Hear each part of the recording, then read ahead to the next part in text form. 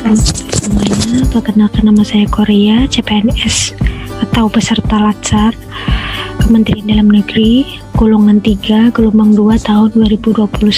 Nah, di sini saya ingin berbagi pengalaman bagaimana proses belajar di agenda 2 ini tentang nilai-nilai aneka. Nah, sebelumnya saya ingin berterima kasih kepada Ibu D.R.A. Hartini yang telah membimbing kami selama 1 minggu ini untuk memahami apa itu aneka dan bagaimana implementasinya.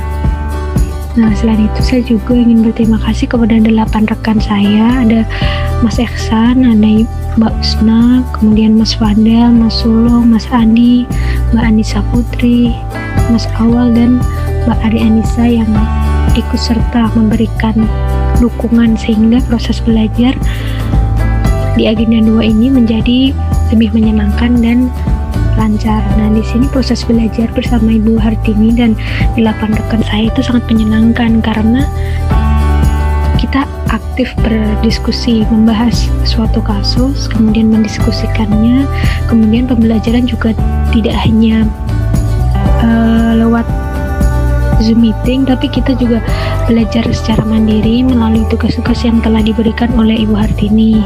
Nah, di sini apa itu aneka? Aneka merupakan nilai dasar yang harus dimiliki oleh seorang ASN berupa akuntabilitas, nasionalisme, etika publik, komitmen mutu, dan anti korupsi. Kenapa seorang ASN harus memiliki nilai dasar atau beraneka? Karena kita sebagai pelayan publik itu harus memberikan layanan yang berkualitas. Nah, bagaimana caranya? Itu dengan menerapkan nilai-nilai aneka ini ketika kita bekerja. Nah, jadi di 1 minggu ini di agenda 2 ini kita mempelajari bagaimana apa itu aneka dan bagaimana implementasinya. Jadi aneka yang pertama, akuntabilitas, itu merupakan bagaimana kita mempertanggungjawabkan apa yang telah diamanahkan kepada kita. Nah, untuk menjadi seorang PNS yang akuntabel dalam menjalankan amanah yang telah diberikan, itu mampu menjaga 4 nilai publik. Yang pertama, mampu mengambil keputusan yang tepat dan benar ketika terjadi konflik. Kemudian kita juga tidak boleh terlibat dalam politik praktis. Dan kemudian yang ketiga, kita mampu melayani warga secara adil dan mampu bersikap konsisten dan dapat diandalkan dalam menyelenggarakan pemerintahan. Seperti itu. Kemudian mungkin contoh simpelnya kita melaporkan apa yang kita kerjakan selama 1 bulan itu dalam si kerja. Itu merupakan bentuk sederhana dari diri kita yang mengimplementasikan nilai-nilai akuntabilitas. Kemudian untuk nasionalisme, jadi nasionalisme itu suatu sikap yang mempunyai kesamaan budaya, wilayah, cita-cita, dan tujuan yang sama. Jadi bagaimana mengimplementasikan sikap nasionalisme itu ya dengan cara kita mengimplementasikan nilai-nilai Pancasila dalam kehidupan sehari-hari, dalam kita menjalankan tanggung jawab kita. Sila pertama, ketuhanan yang Maha Esa, kita menjaga sholat, kita menghargai perbedaan pendapat, kemudian kemanusiaan yang adil dan beradab. Kita dalam mengerjakan tugas kantor itu kita tidak boleh egois, jadi kita harus membantu teman kantor yang memang jika tugas kita selesai kita dapat membantu rekan kita yang belum menyelesaikannya. Jadi lebih kepada penekanan bagaimana kita mengimplementasikan nilai-nilai Pancasila dalam kehidupan sehari-hari dalam kita bekerja. Kemudian etika publik. Etika publik itu menurut Riko Kur tahun 1990 itu menyatakan bahwa etika merupakan tujuan hidup yang baik bersama dan untuk orang lain di dalam institusi yang adil. Jadi kita sebagai ASN itu dalam menentukan mana yang baik buruk itu sudah ada standarnya atau kode etiknya. Nah, kode etik ASN itu terdapat di Undang-Undang Nomor 5 Tahun 2014 tentang ASN. Nah, di situ ada sumber-sumber lain. Jadi intinya kita dalam bekerja itu harus sesuai dengan kode etik. Kita mampu memberikan pelayanan yang ramah kepada masyarakat. Nah, kalau untuk Ditjen Bina Pembangunan sendiri, tempat penempatan saya itu bagaimana kita, contoh sederhananya bagaimana kita memberikan pelayanan fasilitasi kepada daerah yang menjalankan proses penyusunan RKPD. Kemudian untuk nilai yang ketiga adalah komitmen mutu. Jadi tujuan dari desentralisasi itu kan mencapai kesejahteraan masyarakat melalui pemberian layanan publik yang efisien dan efektif. Nah, namun faktanya itu sekarang masih banyak masyarakat yang mengeluhkan kualitas pelayanan pemerintah itu belum optimal. Nah, oleh karena itu kita sebagai ASN itu perlu menerapkan nilai-nilai komitmen mutu untuk menciptakan layanan publik yang cepat dan berorientasi mutu. Nah, kemudian aktualisasi dari nilai-nilai dasar komitmen mutu adalah kita itu sebagai pelayanan publik, bukan sebaliknya. Jadi bagaimana kita memberikan kepuasan kepada masyarakat, dan kita juga harus dinamis, proaktif, dan inovatif supaya apa yang diinginkan masyarakat itu bisa cepat kita berikan dengan kualitas yang baik. Misal dengan penerapan teknologi, kalau di Bangda ada namanya Sistem Informasi Pemerintah Daerah. Di situ penyusunan RKPD menjadi penyusunan RKPD, RPJMD, dan dokumen perencanaan pembangunan menjadi lebih mudah di situ. Nah, kemudian untuk nilai yang kelima adalah anti korupsi. Jadi anti korupsi ini lebih kepada bagaimana kita menjaga diri dan mencegah orang lain untuk melakukan korupsi yang dapat tindakan-tindakan yang dapat merugikan keuangan negara dan masyarakat. Nah, bagaimana kita sebagai ASN itu dapat membentengi diri dari tindakan korupsi, yaitu kita harus menerapkan 9 nilai dasar anti korupsi. Yang pertama itu harus jujur, kita tanamkan sikap jujur, peduli, mandiri, disiplin, tanggung jawab, kerja keras, sederhana, berani, dan adil, seperti itu.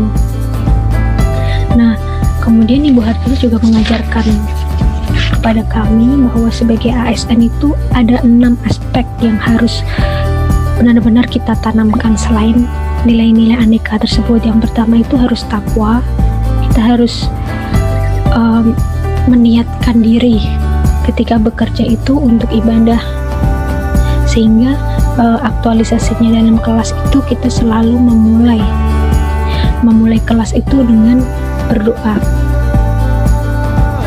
Kita ikhlas dalam kerja itu akan mempermudahkan kita untuk menjalankan pekerjaan kita. Nah, kemudian seorang ASN itu selain bertakwa, kita harus berintelligence, kita harus memiliki pengetahuan yang luas, kita harus terus belajar, terus meningkatkan kompetensi kita. Belajar tidak harus secara formal, tapi lewat informal kita sering berdiskusi. Itu juga merupakan upaya untuk meningkatkan intelijensi. Kemudian yang ketiga itu kita sebagai ASN itu harus peka, memiliki kelembutan hati. Artinya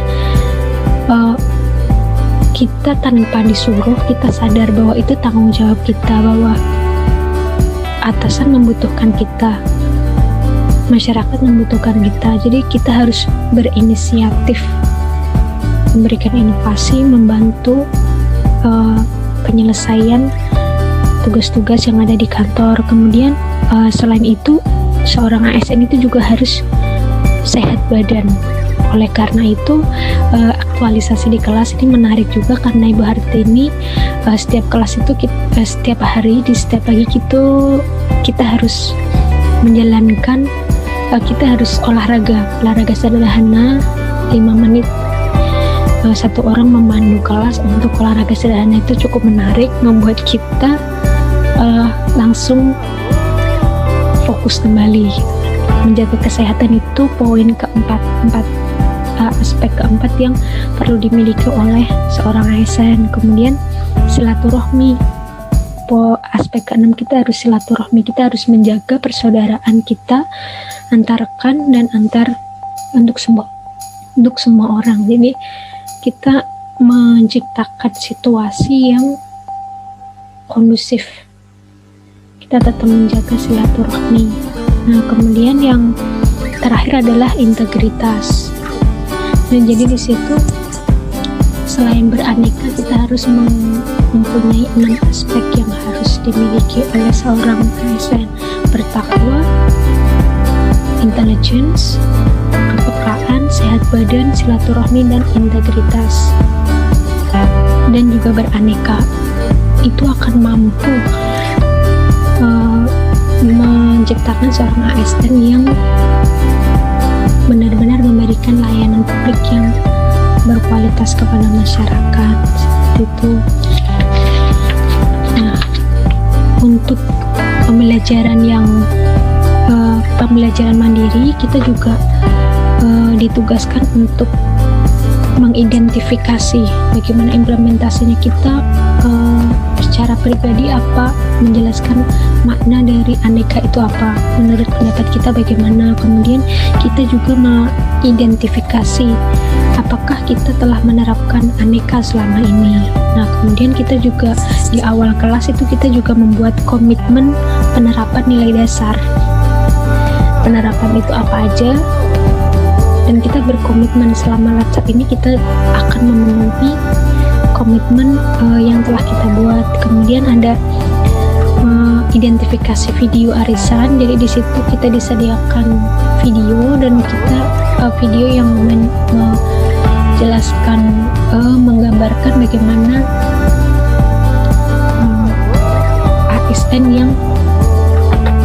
ASN yang membentengi diri dari adanya korupsi begitu. Nah, kemudian setelah itu kita juga melakukan campaign aneka. Kita mengajak orang lain untuk menerapkan aneka. Nah, kemudian kita juga melakukan diskusi dengan teman-teman kita bagaimana implementasi aneka di lingkungan kerja masing-masing. Kemudian kita juga mengidentifikasi permasalahan apa yang ada di kantor dan bagaimana penyelesaiannya melalui nilai-nilai aneka. Jadi selama 1 minggu itu banyak sekali ilmu yang saya dapatkan dari Ibu Hartini. Terima kasih Ibu, dan terima kasih teman-teman semuanya. Selama 1 minggu ini mempelajari aneka itu sangat menyenangkan, karena kita dengan santai berinteraksi, berdiskusi seperti itu. Sekian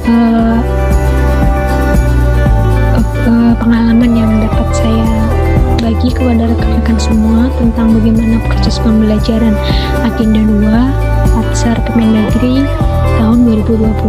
Terima kasih. Assalamualaikum warahmatullahi wabarakatuh.